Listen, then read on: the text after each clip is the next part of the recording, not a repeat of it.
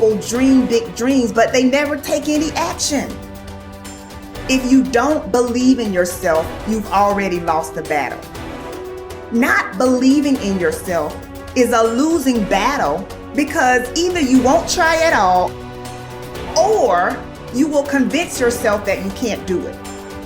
And when you convince yourself that you can't do it, your results are going to confirm what you believe. So we are afraid to fail. Why? I told you, man. Shouldn't even try it, dude. Just chill out, relax. Why are you so crazy? Why are you so obsessed? So all that stuff drives the quitting mind, I call it. The mind wants to quit. The mind is tired. The mind thinks it's very deserving. So the biggest problem in this world is other people, not yourself. It's other people in your head. They are puppet mastering you pretty much on your life. I dare you to give up everything that is keeping you from your dream, to say no to all the negative influences. I dare you to pick up a book instead of a drink. I dare you to work harder than you think you did yesterday. I dare you to prove them wrong. I dare you to prove yourself right.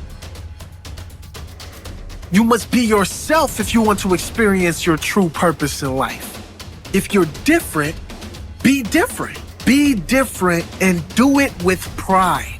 If someone doesn't like it, if many people don't like it, who cares? Your life would feel better and richer if you had a goal, you chase that goal, you accomplish some things, and you would get this boost of confidence, you get this boost of self-esteem, like whatever it is that you're into doing. The time has come for you to understand that you cannot depend on the opinions of others. You cannot just trust in the opinions of others. You cannot allow other people to validate you, because you are just who you are. Nobody is going to be like you. You are the author of your autobiography. You write the story of your life. No one can write your financial story. No one can write your spiritual story. No one can write your emotional story but you. The pen has always been in your hand. The pen has always been in your hand. I say write a story that's going to be damn good to read. But don't let yourself be vulnerable to weakness. Don't let weakness consume you. Don't let hopelessness consume you. Be about your business. Understand that you got to keep living and living strong. When nobody's looking, when nobody's watching, when nobody understands the measure of passion that you carry, can you keep going? Don't stop. You're right there. Find something.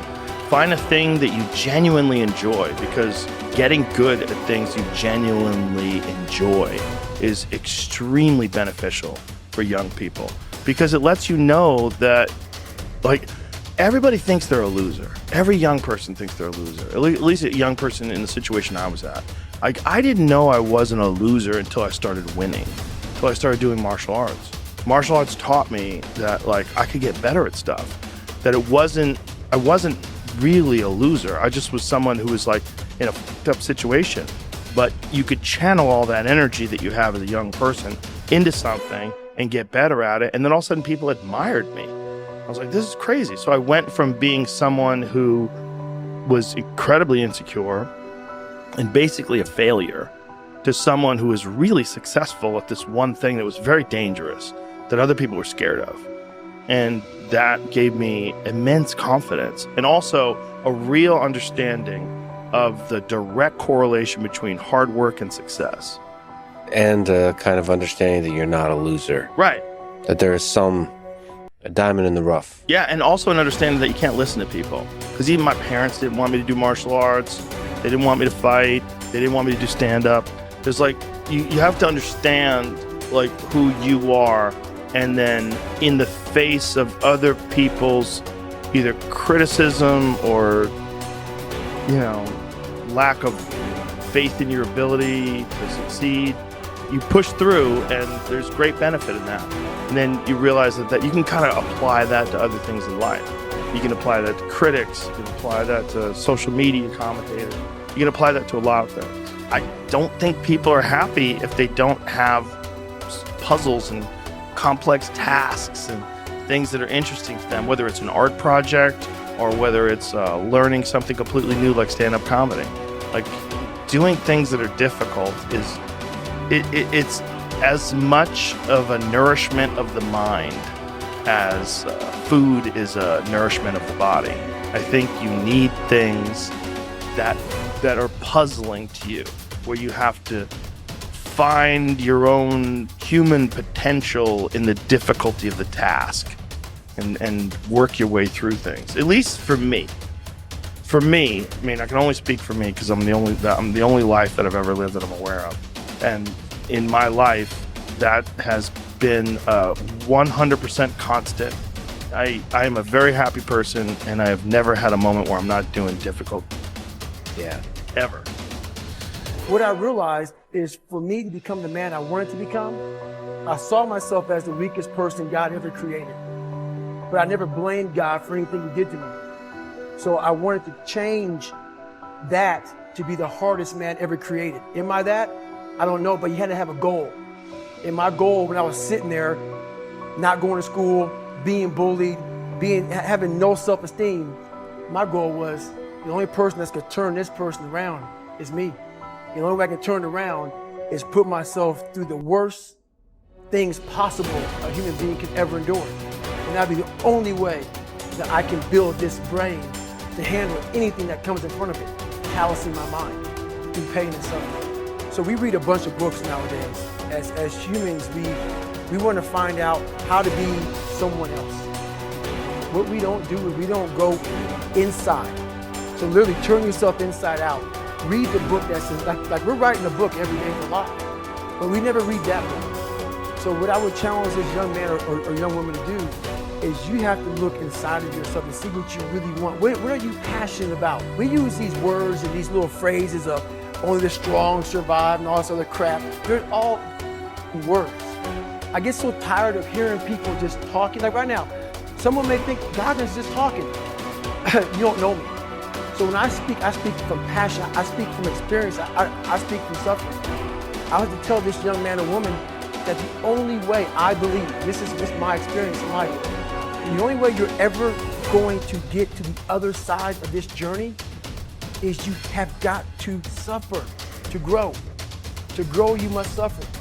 And some people will get it, some people won't.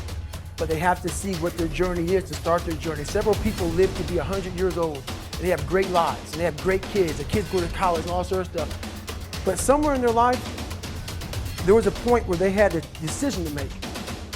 They can go left or right on this path. Left was the easy route. Right was the hard route. A lot of people take the easy route. And they had a good life that way, but the better life was going to the right side. And you may have 20 years of pain and suffering to get past it, but a lot of us die never truly starting our journey. And I would tell this young person, you gotta start your journey. It may suck, but it will come out the other side where you're coasting. Study the values you admire. You learn values by studying them closely. The law of concentration says that whatever you dwell upon grows and increases in your life. What this means is that when you study and read stories about men and women who demonstrated the kind of values that you admire and respect, and then think about those stories and that behavior, those values sink ever deeper into your mind.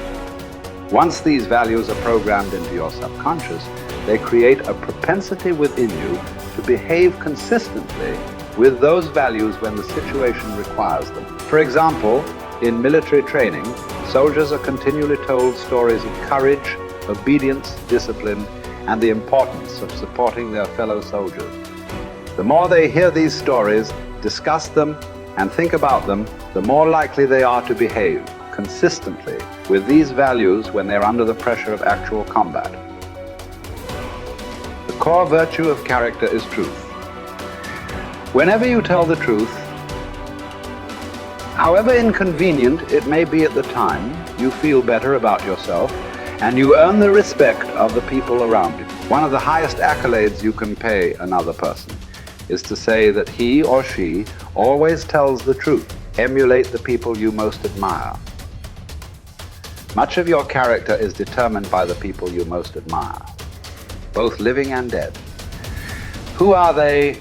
Looking over your life and history, make a list of the people whom you most admire, and next to their names, write out the virtues or values that they most represent to you. If you could spend an afternoon with anyone, living or dead, what one person would you choose? Why would you choose that person? What would you talk about during your afternoon together? What questions would you ask, or what would you want to learn? Consider this as well. Why would that person want to spend an afternoon with you? What are the virtues and values that you have developed that make you a valuable and interesting person? What makes you special? Practice the values you respect. You develop values by practicing them whenever they are called for. As the Roman Stoic philosopher Epictetus said, circumstances do not make the man. They merely reveal him to himself. When a problem occurs, people tend to react automatically based on the highest values that they have developed up to that moment. We develop values by repetition, by behaving consistently with a particular value over and over again until it becomes a habit and locks in so that we come to practice it automatically. Men and women with highly developed characters behave in a manner consistent with their highest values, and they do so without thought or hesitation. There is no question in their minds about whether or not they are doing the right thing.